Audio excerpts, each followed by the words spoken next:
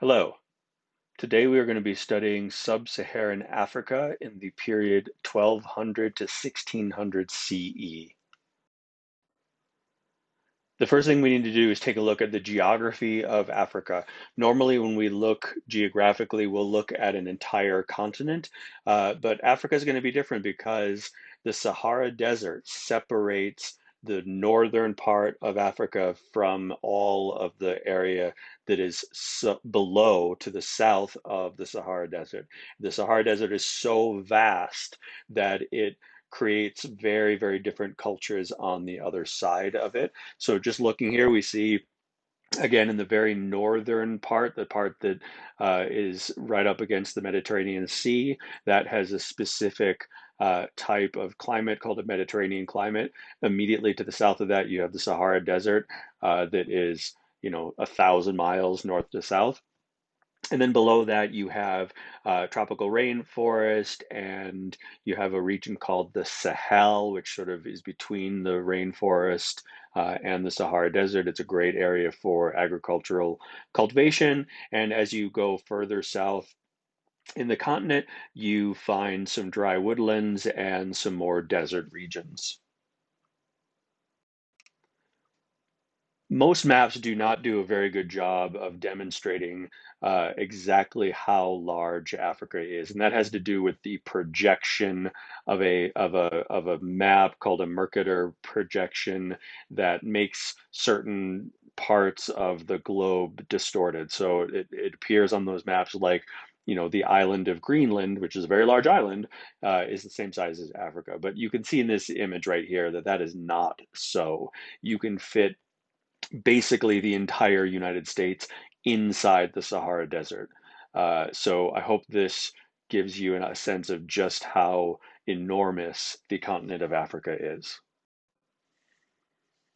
Again, looking at these regions, right? You have the area of the Sahara Desert, then you have the Sahel, then it breaks out into rainforest in West Africa, some drier regions. You have a tropical rainforest all through the area around the Congo, and then drier areas in East Africa and in Southern Africa. We'll start by looking at the political geography of West Africa up to the year 1500. You have a number of different empires through here.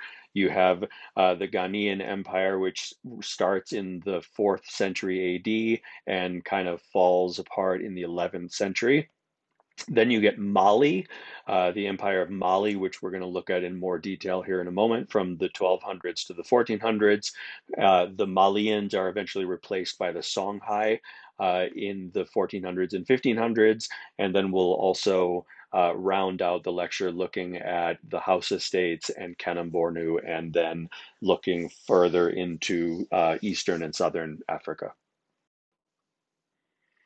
The Empire of Mali is a perfect example of something that most Westerners know next to nothing about, and it also helps to counter some of the preconceptions or stereotypes about Africa prior to the beginnings of colonization. So the Empire of Mali comes into existence in the year 1235 CE and lasts until about 1460 in that area.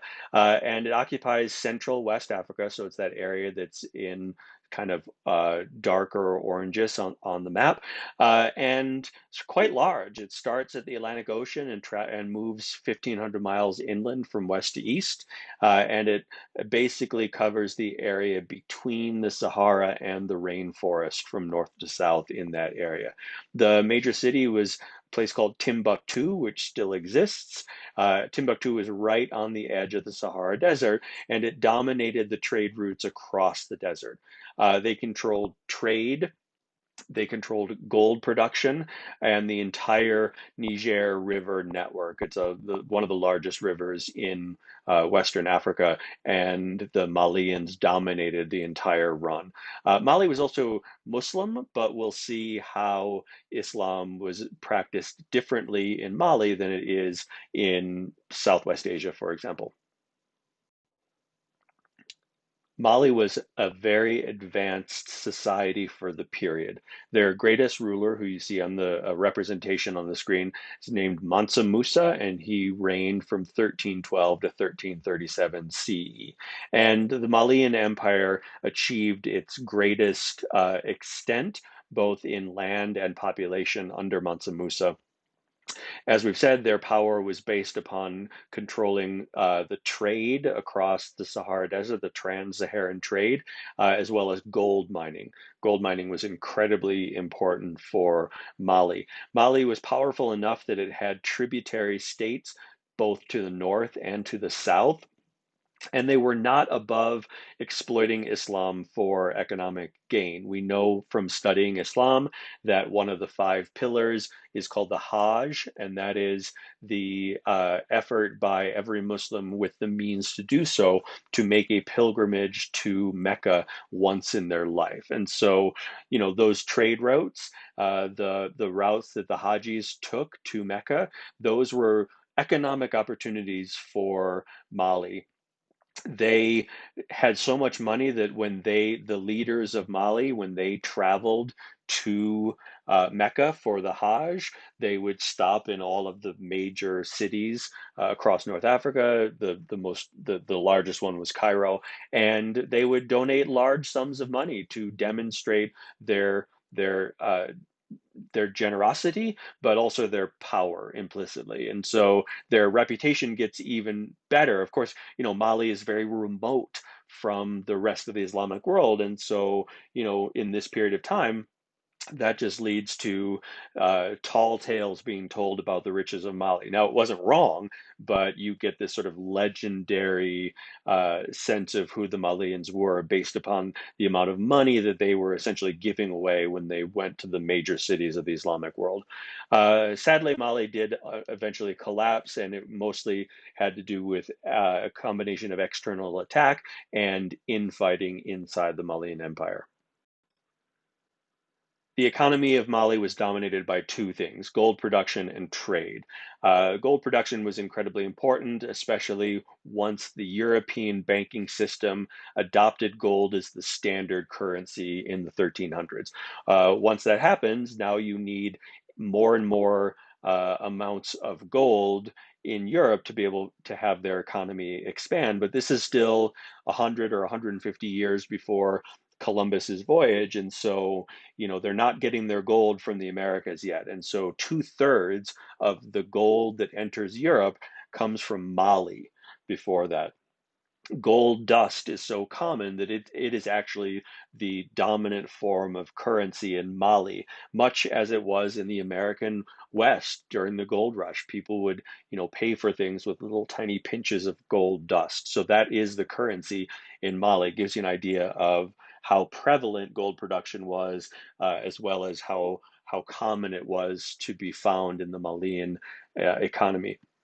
The other part of the economy for Mali is trade.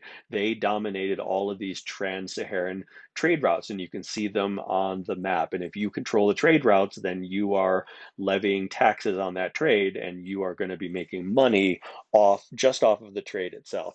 Malian products gradually spread all across Dar al-Islam and into the Mediterranean world as well. And they are able to both take advantage of the Hajj pilgrimage network as well as to expand it to create more routes towards Southwest Asia.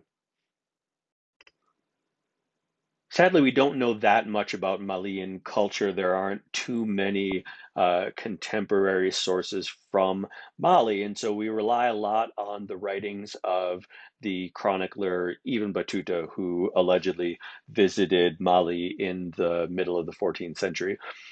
He remarked upon what a safe society it was, how secure, what a just society it was.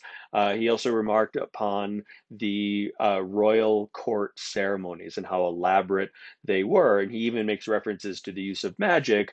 It's hard to understand, what that exactly was from the records, but it's fair to say that Advanced technology is often mistaken for magic by people from civilizations that are less technologically advanced. So, we don't really know what magic was being used in Malian culture.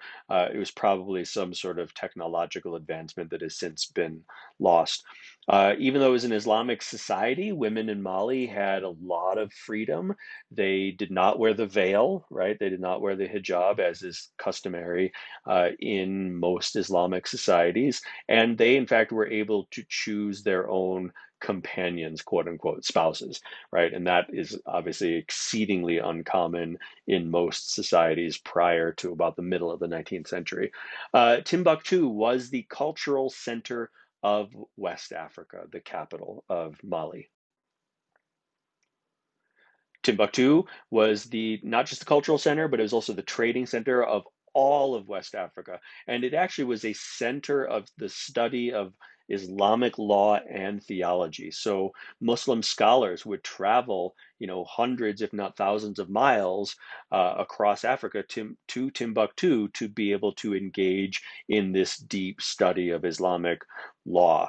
Timbuktu was on the very southern fringe of the Sahara. That's what allowed it to be able to dominate the trading networks across the Sahara Desert.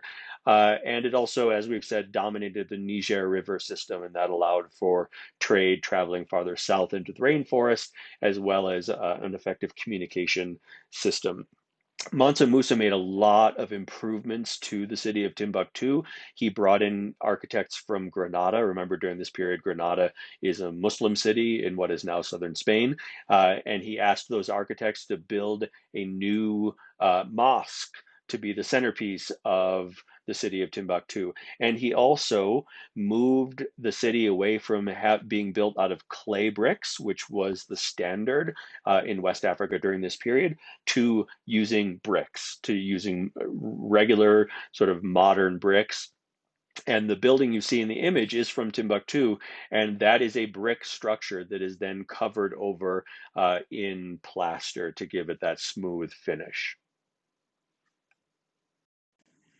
Eventually, the Malians are replaced by the Songhai. The Songhai had been a tributary state of Mali until the leader Sunni Ali was able to successfully conquer Mali. He captured the city of Timbuktu and then proceeded to murder any of the scholars that were loyal to the Malian Empire.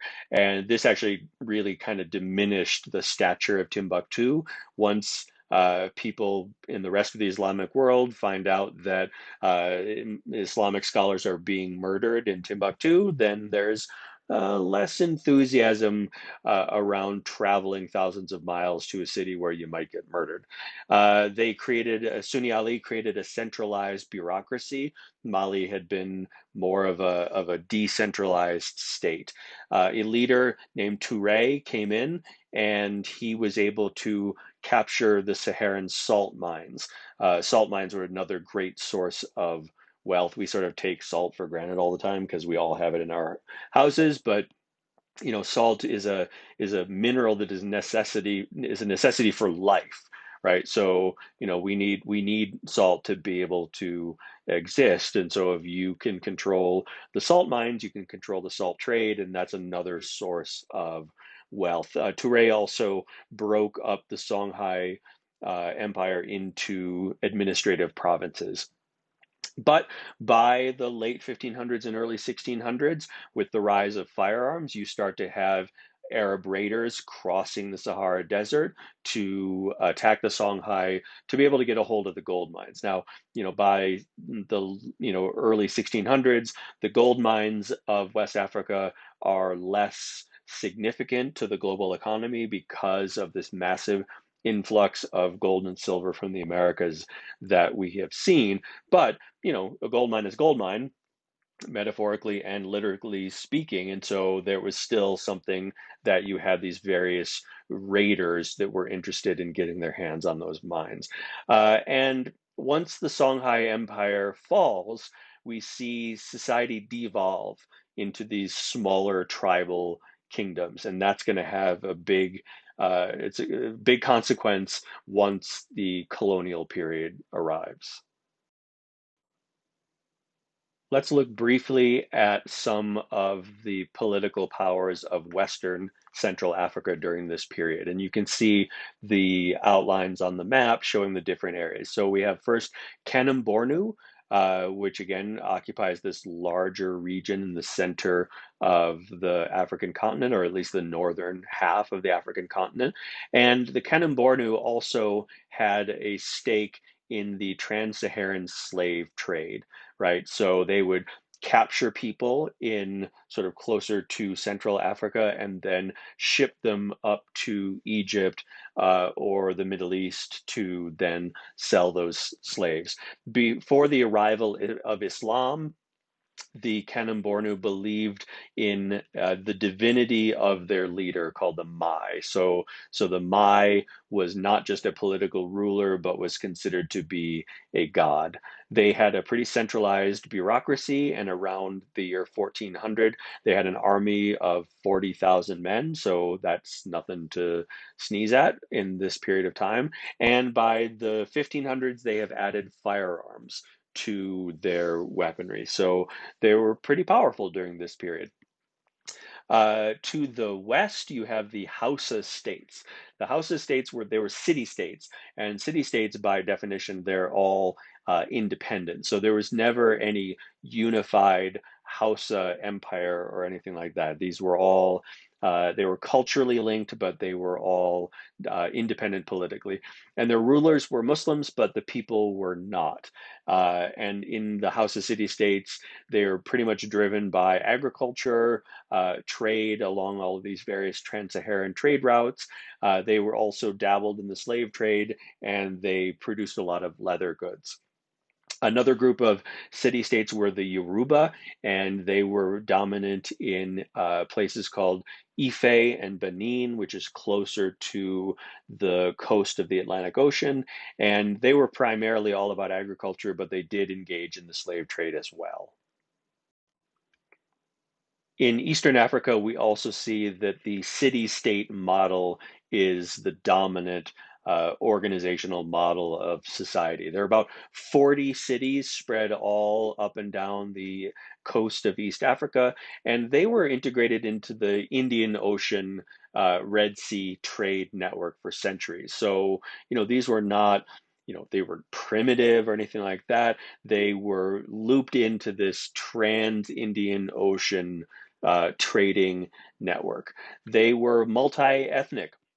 Yes, of course, you had, ethnic East Africans, but the leadership of most of these city-states was actually either Arab or Persian. And we see the effects of this in the dominant language of many of the nations of Eastern Africa, which is called Swahili.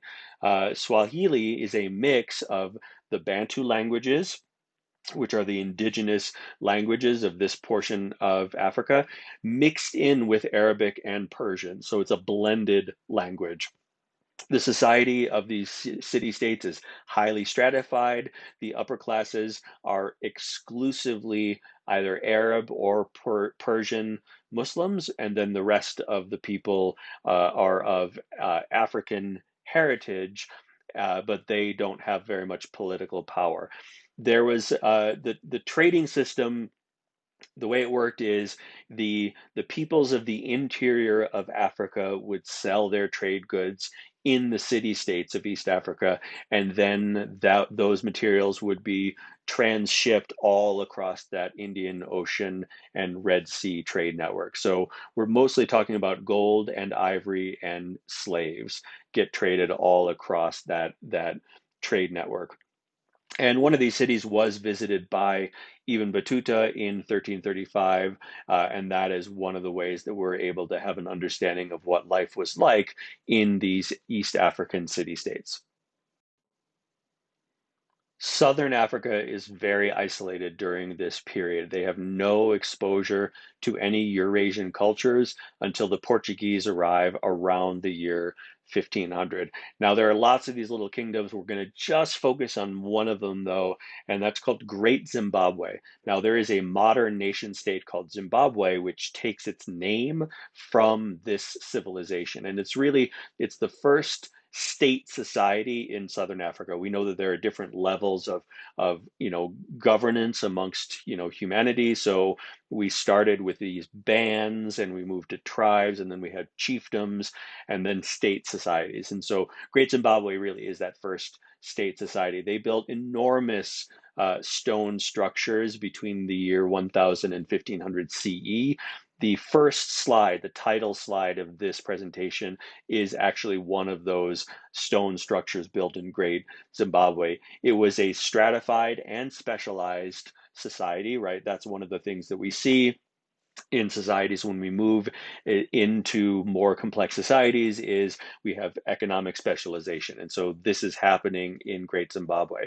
At its height, it was probably about 18,000 people, so it's still pretty small, but it's a complex society relative to the various other tribes and chiefdoms of southern Africa.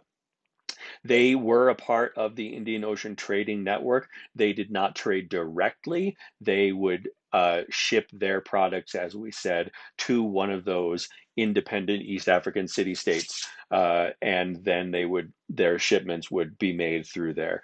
Ultimately, Great Zimbabwe declined. There was less trade.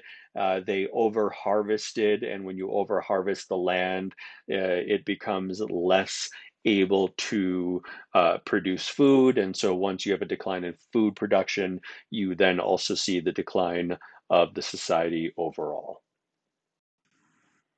So that is it for Sub-Saharan Africa in the period 1200 to 1600 CE. Thank you for watching, and feel free to take a look at one of the other videos on the channel.